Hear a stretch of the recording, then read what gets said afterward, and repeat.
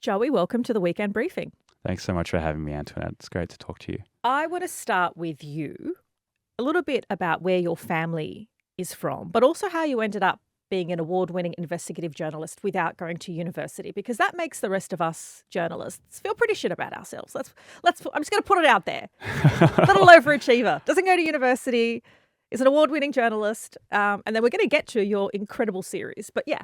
I want to know more about the man himself. That's really nice, Antoinette. It's a product of my kind of infinite chaos where I just find myself in strange situations and seem to latch onto them and keep going until weird things happen like that.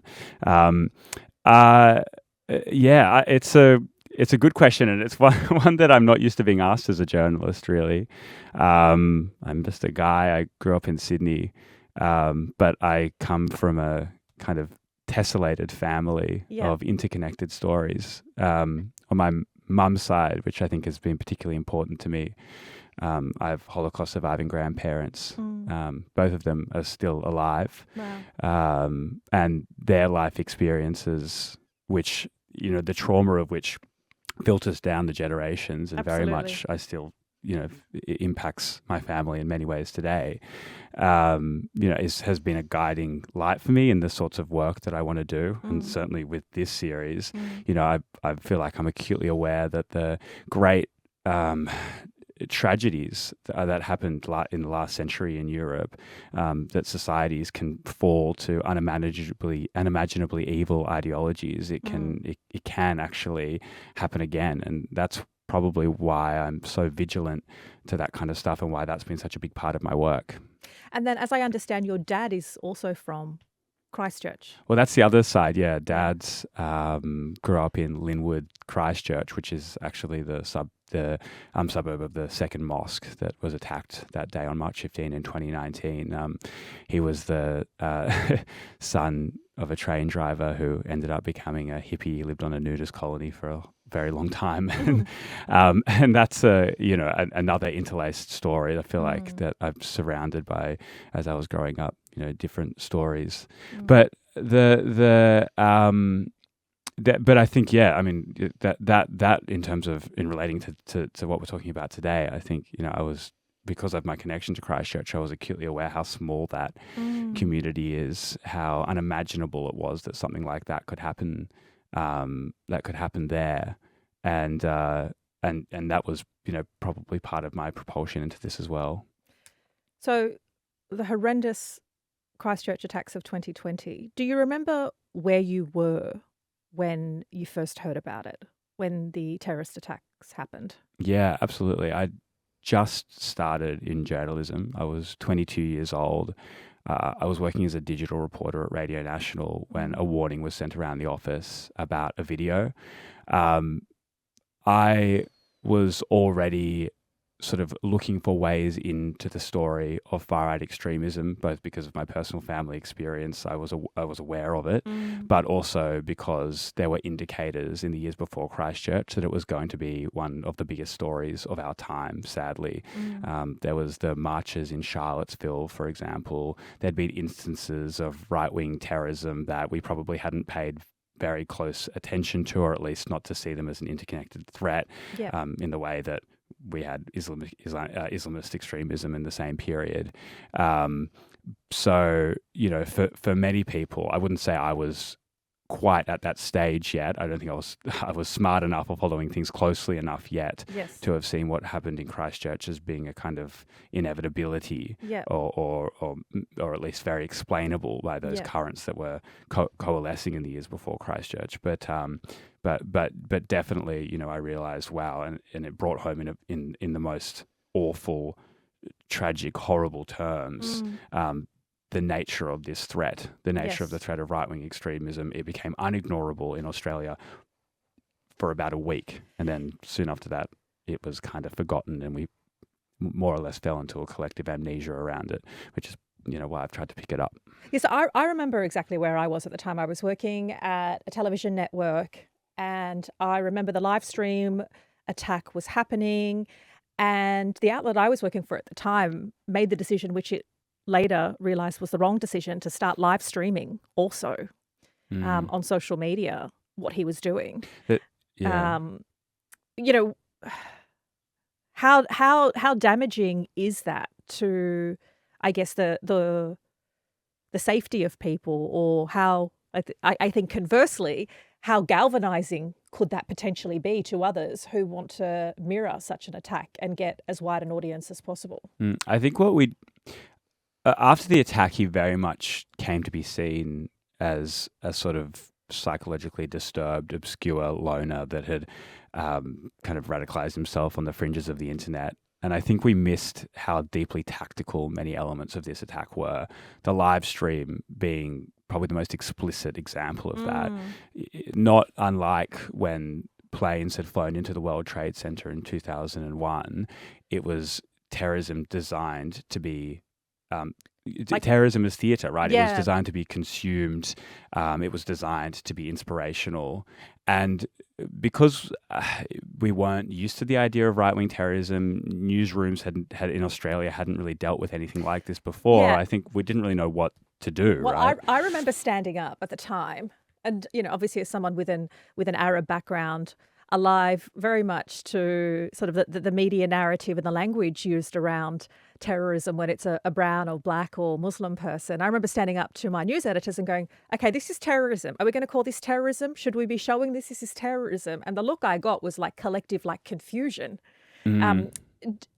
In your investigation and, unpacking not only our response to it, but the framing of it, do you see that we struggled to accept that somebody that looked like Brenton, who came from a regional area, was a terrorist? I think unquestionably, and there's quite a number of reasons for that. I mean, something that happened in the immediate aftermath of the attack was journalists flocked to Grafton. There was a sort of, international media there, New York Times, Al Jazeera. Grafton had never experienced anything like that, to sort of create this template of mass killer narrative, maybe something that we developed from Port Arthur, that when a white person does a mass shooting, quote unquote, white. And I am, after this investigation, increasingly wary of using racialized terminology in any forum, but in any form, sorry. But people sort of flocked to Grafton because it was sort of, that's sort of what we did. It must have been something in his childhood. He must have been disturbed. That's the only way we could understand what happened. And that led to a lot of resentment within the Grafton community because, even though there are racist currents in regional towns like Grafton, racism exists. I think can exist in all parts of Australian society. Indeed, all parts of human society, prejudice can exist. Absolutely. But actually, the things that led to Christchurch didn't exist in Grafton. The explainable things weren't in Grafton. They were in a series of online, interconnected, real-world communities that he had fallen into 4 years before the attack, where people had been sort of trying to create the kind of violence that happened in Christchurch, that he had been engaging with and forecasting the violence that he was planning.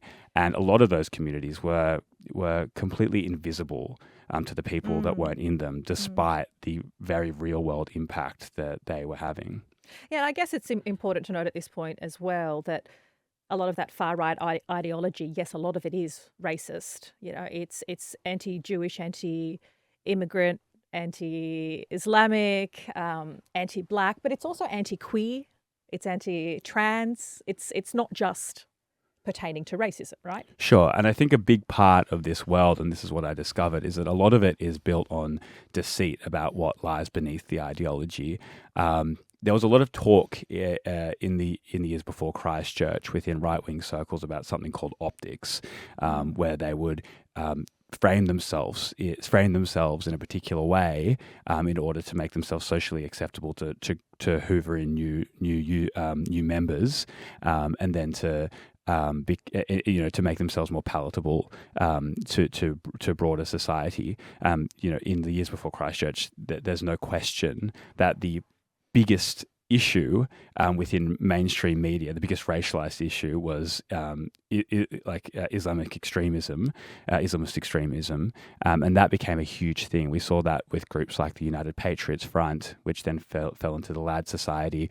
They basically got their followers by hijacking a series of anti-mosque protests in Bendigo. So they were latching onto these broader strains of racism and Islamophobia in Australian society, where actually when you go into their chats, which I got access to for this investigation, what the truth of the ideology, and this is where the deceit comes into it, is things like race wars, societal collapse, and mass destruction, things that are really horrible and really horribly unpalatable, and kind of help to explain Christchurch. And in these communities, the Christchurch terrorist was actually, really forecasting and naming the violence that he was planning really close in the lead up to the attack.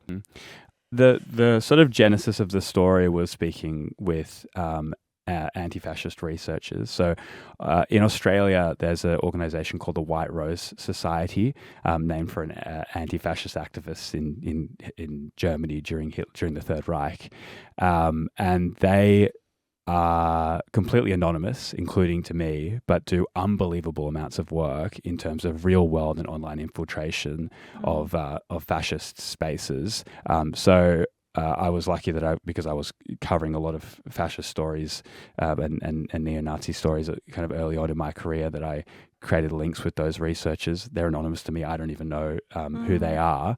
But they were giving me an inkling that actually, there was more to see here. So what was your first inkling that this wasn't a lone wolf attack? Because authorities at the time in Australia were quick to say, this Christchurch terrorism is horrendous, but it's okay, everybody calm down. He acted alone. There was a lot of evidence after the attack that he'd gone to extreme lengths to cover his tracks. For once, his computer hard drive had been destroyed and never been retrieved. So we don't know a lot about what his online activity was in the years before. Speaking to Muslim leaders in New Zealand, I realized that there were holes in the investigation and things that needed to be filled in. Australia had never had an official inquiry into what or who had led the terrorist in Christchurch to violence. So with these questions in mind, I set out to try and find out, what had happened. Why had the Christchurch terrorist committed such unimaginable violence on that day on March 15, 2019? And was he really acting alone? I would say that the evidence from all of the communities that we now know he was interacting with in the years leading up to the attack, I would say the lone actor designation is absolutely not the full story. So why then do you think authorities were so quick to frame it that way? Like, why wasn't there an Australian investigation into who he was communicating with, exactly what he did? Because I remember Peter Dutton at the time was like, oh, but he hasn't lived here for a few years, everybody. It's all cool, calm down, let's get back to business as usual. Yeah, I think it was partly because of traps that he'd laid himself, that we'd sort of fallen into. He'd published a 71-page manifesto that was, frankly, full of lies. Firstly, he'd said that he'd been radicalized in 2017 while he was traveling in Western Europe, and tried to make it sound like it was just like the natural thing that anyone would come to, where actually I found in my investigation that he'd already been forecasting the violence that he was planning up to 4 years before the attack, so years before that as well. And that was like you were reading all this 4chan? Yeah, absolutely. Yeah. And that was horrible to listen to. It is seriously, yeah. I mean, scary, really scary stuff. So it was both on 4chan where he was anonymous, but also in Australian extremist circles where he wasn't. And I think another part of that is that he put all these traps in the manifesto of like things that looked crazy, which were actually 4chan memes. He knew that he had a radicalized community. They'd sort of been radicalized together in the years before the attack, and he knew that stuff that didn't make sense to people on the outside that made him look mad, actually they were references that people understood. But then I think another part of this is we had a preconceived idea in Australia of what a terrorist was, and he didn't fit that. So the fact that he had done these things that made him look insane, where really he wasn't, he was just part of a deeply radicalized and horribly hateful community. It was a really kind of convenient narrative that we could grab onto and sort of store it away. I mean, that's just worrying listening to that though, because ASIO has continued to warn about the threat of right-wing extremism. And that means the communities in which it wants to target remain vulnerable and open to future attacks. I mean, is it a disservice to have parked this as an ugly thing that happened to a guy who lived here but hasn't lived here for a while, and it all happened in Western Europe, really? Yeah, I think like the point of this investigation was not to be oppositional to the institutional findings, both in New Zealand and Australia. I feel like the fact that New Zealand had to bear the brunt of the investigation was unfair because very little of the radicalisation took place in New Zealand. I mean, their gun laws were facilitating in some way, Yeah. but otherwise, this is really a story about Australia and the internet. In saying that, Mike Burgess in the months after the attack, And that's the head of ASIO. the ASIO Director General Yeah. had said that there was no changes to any operational procedures. He'd said that in a interview with The Guardian, and that he hadn't been on our radar.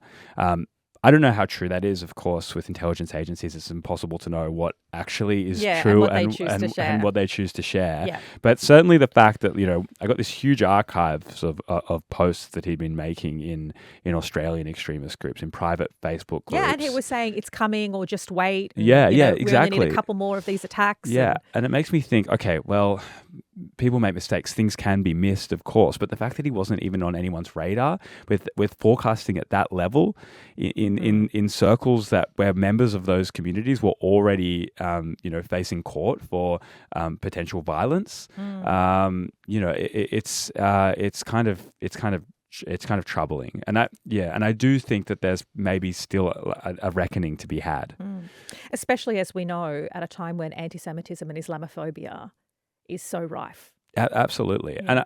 and I think on a slightly more philosophical level, I think another reason that Muslim communities were sort of interested in me doing this story, some members of the victim community, for example, were interested in me doing this story, is because there was, at least people told me, that they had an acute awareness of sort of organized Islamophobia in the years before the attack.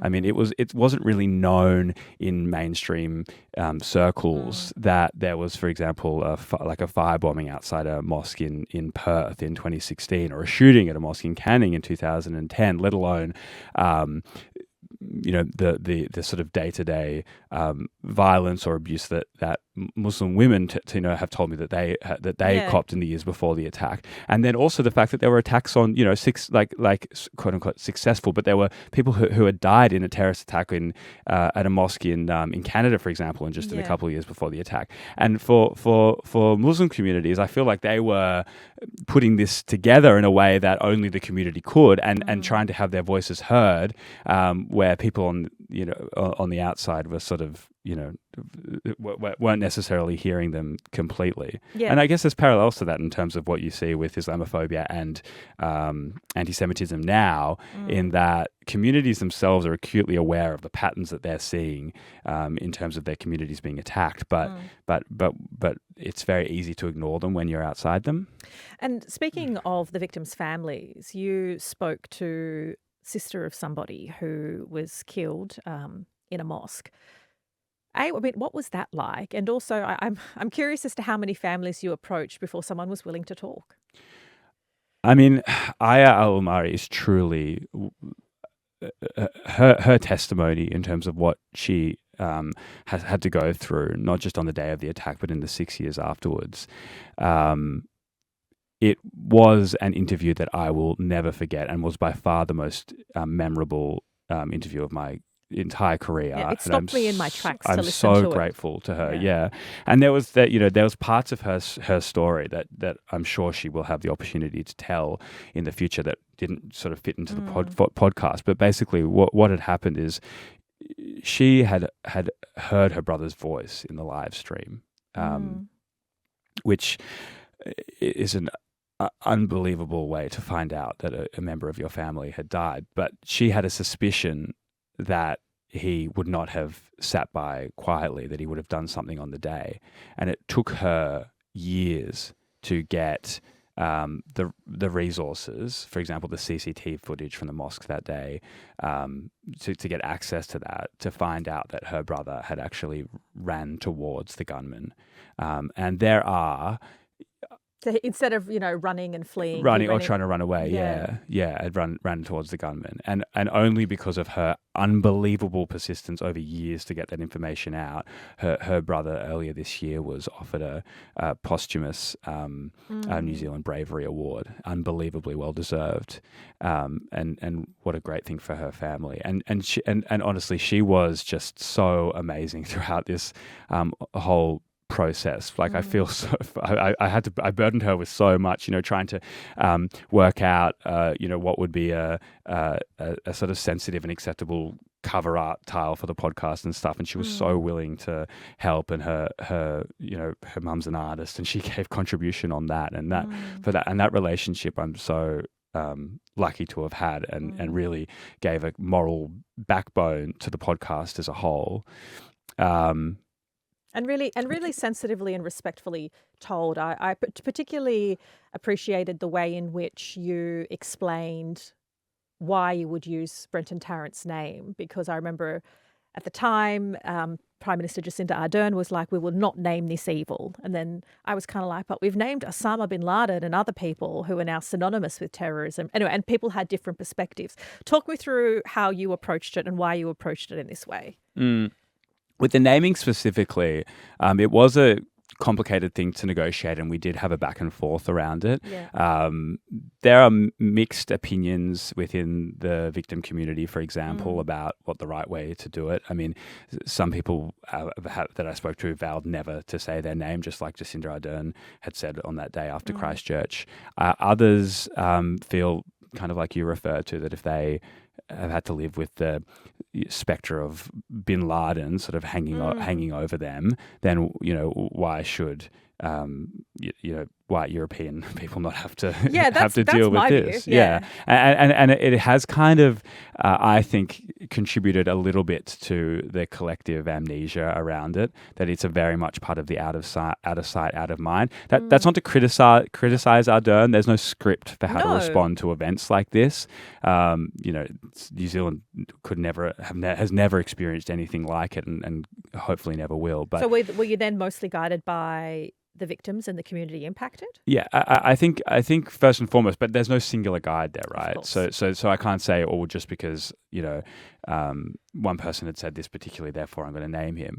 I think what happened, because we did versions where we tried not to, and we tried to minimize naming him, or gave him kind of pseudonyms like the individual and stuff. And as we did that, it sort of started to have, at times I felt a kind of like Voldemort effect, where it's like you by not naming him, you kind of give the name more power than it is. And mythologize him in some inadvertent way. Totally. And it's like important to state, like, he has absolutely no agency in this story. This is not a podcast about the life and times of the Christchurch terrorists. It's a podcast about what happened to lead to Christchurch. It's a podcast about the communities around him. He is a non-entity known only through his posts and how it relates to what happened. I mean, some people have sort of said in interviews and stuff, he's just a loser and stuff. Like, I don't even give him that kind of agency, I do have to say, listening to it was heavy. It was, at some points I felt really sad. At some points I felt really anxious. At some point I couldn't stop listening.